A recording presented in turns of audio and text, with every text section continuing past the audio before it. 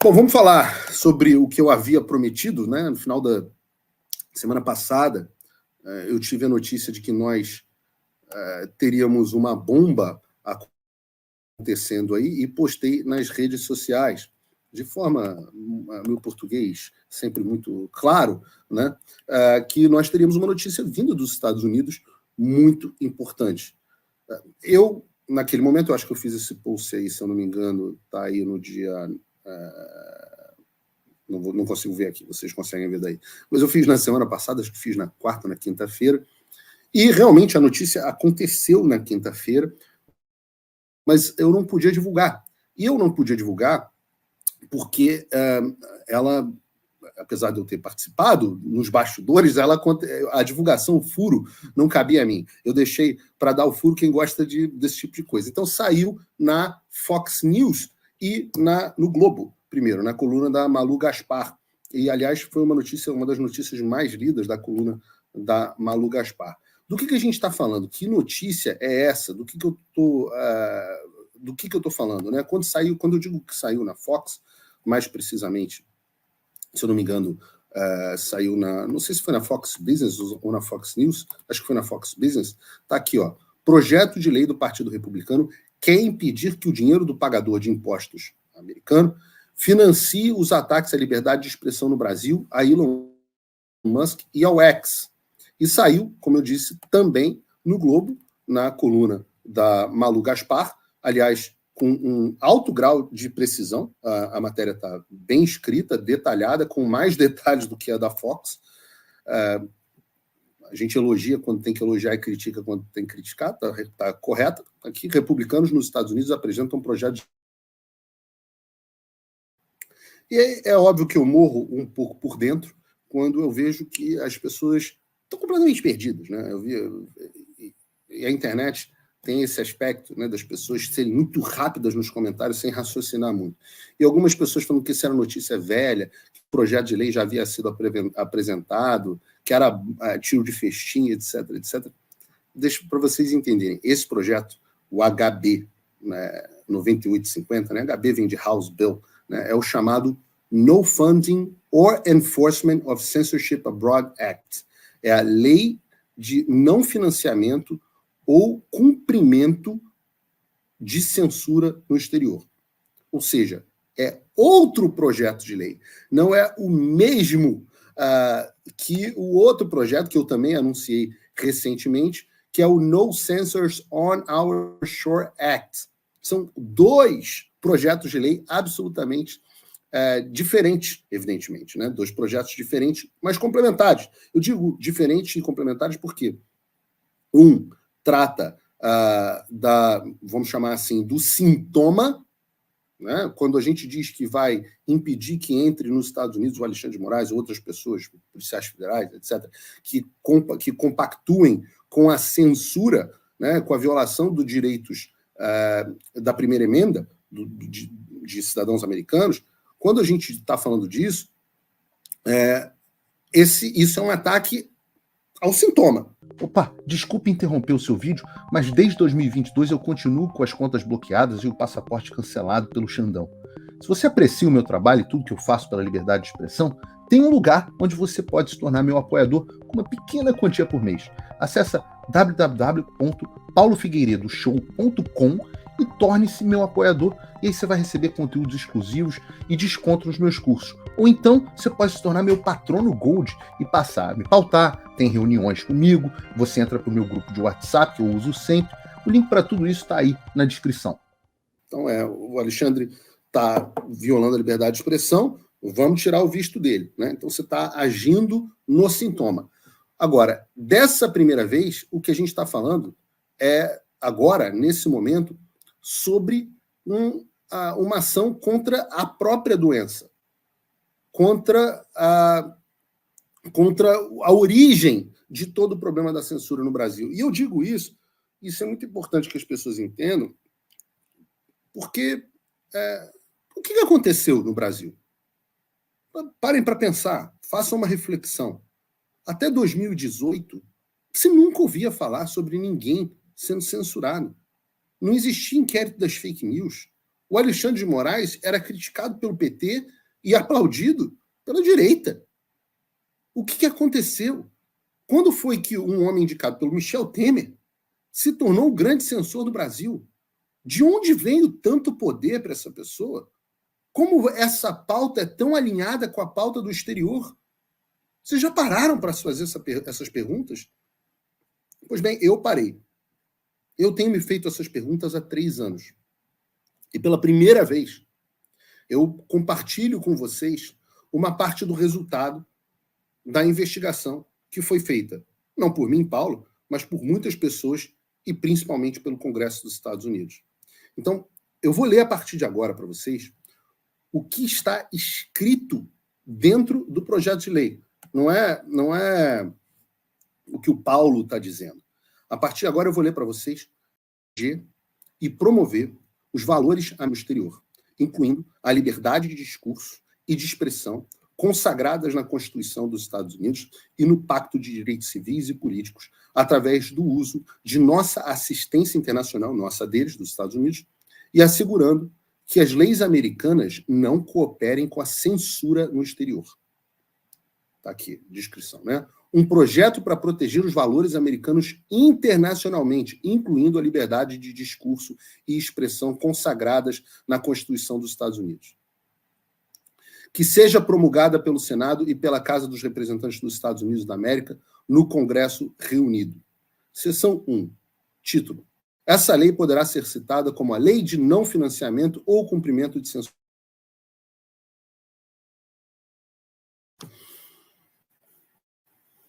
Eu peço perdão para vocês se às vezes o vídeo dá uma cortadinha. Isso acontece porque a internet que eu estou aqui, por incrível que pareça, apesar de ser um hotel bom, a internet não está boa, acontece. Mas vamos lá. Seção número 1. Título. Esse é o nome da lei, né? A lei pode ser citada ou chamada como a Lei de Não Financiamento ou Cumprimento de Censura no Exterior. Aí tem aqui as considerações e descobertas. O Congresso dos Estados Unidos fez as seguintes descobertas. E aí começa a listar as descobertas, os findings dos Estados Unidos. Em 5 de março de 2018, agentes do FBI, incluindo um agente especial, um supervisor de operações cibernéticas e um agente do Departamento de Justiça especializado em contra-espionagem para frustrar interferências estrangeiras, se reuniram com um conselho especial do Tribunal Superior Eleitoral. Vou repetir. O Congresso dos Estados Unidos está dizendo que o FBI, em 2018, se reuniu com um conselho especial do TSE do Brasil, para discutir medidas do Departamento de Justiça dos Estados Unidos e do FBI para, abre aspas, enfrentar fake news e proteger a integridade das eleições. O FBI se reuniu com o TSE para ensinar o TSE como combater fake news, que não existe, nem nos Estados Unidos, nem no Brasil, com o objetivo de proteger a integridade das eleições. Do Brasil. O ministro do Supremo Tribunal Federal, segundo achado aqui, o ministro do Supremo Tribunal Federal, acho que eu não consigo mudar aqui. O ministro do Supremo Tribunal Federal, Alexandre de Moraes, recebeu e implementou recomendações sobre a censura de conteúdo de diversas organizações não governamentais, ONGs, incluindo o Laboratório Digital de Pesquisa Forense, DFR Lab, que é financiado pela Agência Americana para o Desenvolvimento Internacional, USAID, e pelo Departamento de Estado dos Estados Unidos. Vejam, esse DFR Lab é basicamente um backdoor da CIA. Como a CIA não pode... um dia a gente entra profundamente nisso. Desde final da década de 70, início da década de 80, a CIA não pode efetuar certas ações diretamente. Então, para isso, foram criadas várias ONGs que são organizações não governamentais, que passaram a receber dinheiro do Tesouro americano, do pagador de impostos americanos, para fazer informalmente o que a CIA não pode fazer. E a gente vai explicar um pouco sobre isso aqui. O que esse achado do Congresso está dizendo é que esse DFR Lab, que eu digo que é um backdoor da CIA, enviou recomendações para o Alexandre de Moraes, que as cumpriu. Em 2022, a Fundação Nacional de Ciência, National Science Foundation, apoiada, financiada pelo Congresso dos Estados Unidos, deu uma premiação de $200 mil, mais de R$1 milhão, para a Universidade de George Washington por combater a desinformação no Brasil e em 3 outros países. Está escrito no texto da lei. Aqui, eu fico muito honrado de ter contado a minha história ao ponto de que ela foi parar dentro de uma lei e de um relatório dentro do Congresso dos Estados Unidos. Está aqui, ao longo de 2022 e 2023, o ministro Alexandre de Moraes baniu Paulo Figueiredo, um jornalista brasileiro que vive nos Estados Unidos, de suas plataformas de mídia social no Brasil. Espero que tenha valido a pena, Alexandre. Em agosto de 2023, o Consórcio para o Fortalecimento de Eleições e Processos Políticos, CEPS, que é financiado pelo Programa de Eleições Globais e Transições Políticas da USAID, formou uma parceria-chave com o Tribunal Superior Eleitoral e trabalhou junto a ele para discutir estratégias de censura. Em dezembro de 2023, o ministro Moraes ordenou que o Rumble, uma plataforma de compartilhamento de vídeos cuja sede empresarial está situada nos Estados Unidos, removesse certos criadores de sua plataforma. Mais tarde, naquele mesmo mês, diz o Congresso dos Estados Unidos, o Rumble suspendeu seus serviços no Brasil ao invés de cumprir as ordens ilegais do ministro de Moraes. Em 3 de abril de 2024, Michael Shellenberger publicou os Twitter Files Brasil, compartilhando ordens ilegais do ministro de Moraes para que o Twitter compartilhasse informações sobre usuários em 2020. Em 6 de abril de 2024, o X, uma empresa americana de tecnologia, anunciou que um tribunal brasileiro havia forçado a empresa a bloquear certas contas no Brasil. Em 7 de abril de 2024, o ministro Moraes anunciou uma investigação criminal contra Elon Musk, o dono do X e cidadão americano, por espalhar desinformação, obstrução de justiça e por continuar a permitir que pessoas banidas por Moraes expressassem suas opiniões no X. Em 18 e 19 de abril de 2024, a Polícia Federal Brasileira publicou 2 relatórios sugerindo que Michael Shellenberger estava sob investigação por publicar os Twitter Files Brasil. Em agosto de 2024, o Supremo Tribunal Federal instituiu... Deixa eu botar aqui para vocês. O banimento do X. Desde setembro de 2024, o Departamento de Estado dos Estados Unidos continuou em silêncio e negligenciou a sua missão de capitanear instituições democráticas e direitos humanos. Essas são as descobertas que estão na seção 2 dessa lei. Tudo isso passa a ser agora de conhecimento público, passa a ser factual, dito pelo Congresso dos Estados Unidos. Não é mais opinião do Paulo, não é mais teoria da conspiração, não é mais o David Agap, que fez uma grande série de reportagens a esse respeito e foi recebido aqui no Paulo Figueiredo Show. Vocês que estão acompanhando aqui o programa têm acompanhado um pouco desse novelo de lã sendo desvendado. Na minha fala no Congresso dos Estados Unidos, na audiência, um dos pedidos que eu faço especificamente, vocês devem lembrar, eu faço alguns pedidos a eles. Um deles é que eles produzam legislação e o outro é que eles cortem os envios de recursos para as ONGs que financiam e que também parem de pressionar as autoridades brasileiras através do Departamento de Estado para que elas promovam a censura. Entendam. E a gente vai falar mais sobre isso. A censura que nós temos no Brasil é patrocinada literalmente pelos Estados Unidos. Pior, não é? Claro, isso ganhou um fôlego gigantesco na administração Biden, mas isso vem do Deep State, de algo que está incrustado profundamente dentro do governo americano. Assim como o Bolsonaro não tinha total controle sobre a Polícia Federal, certamente o Trump não tinha controle sobre o FBI. E assim como dentro da Polícia Federal havia um núcleo dentro do governo Bolsonaro que estava trabalhando mais para desestabilizar do que para estabilizar o regime, a mesma coisa acontece dentro dos Estados Unidos em uma escala muito maior.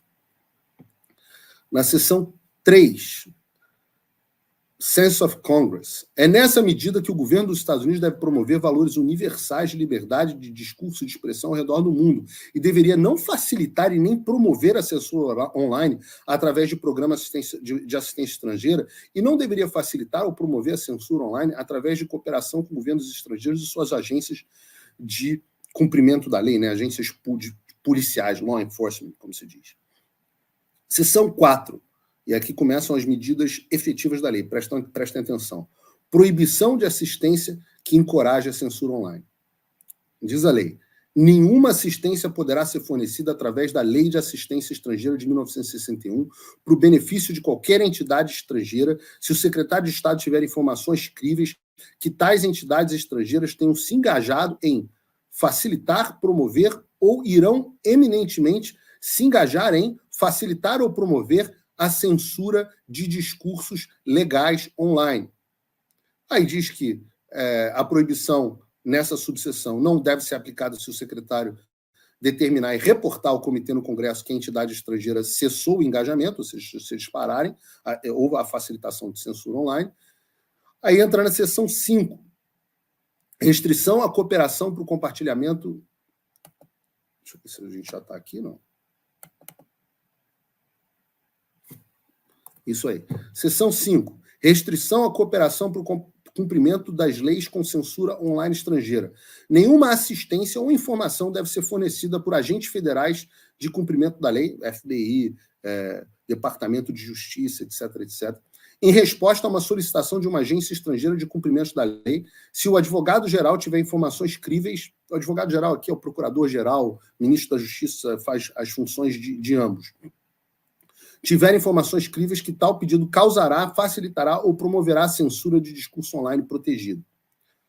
Ao fazer uma determinação sobre essa seção, o advogado-geral deve consultar-se com o secretário de Estado, como é apropriado, e com o diretor nacional de inteligência. O advogado-geral deverá providenciar um relatório para o comitê apropriado no Congresso anualmente, listando e descrevendo todas as determinações feitas sobre essa seção, as quais poderão ser submetidas em um formulário confidencial. Então, o que passa aqui? Nós temos dois pilares, e a gente vai aprofundar sobre isso, né? Primeiro, só para deixar claro, mas o que é discurso protegido, etc. A seção seguinte, que entra nas definições, tá? Está aberto. O que é discurso protegido? Discurso protegido aqui nos Estados Unidos é qualquer coisa, segundo a lei, que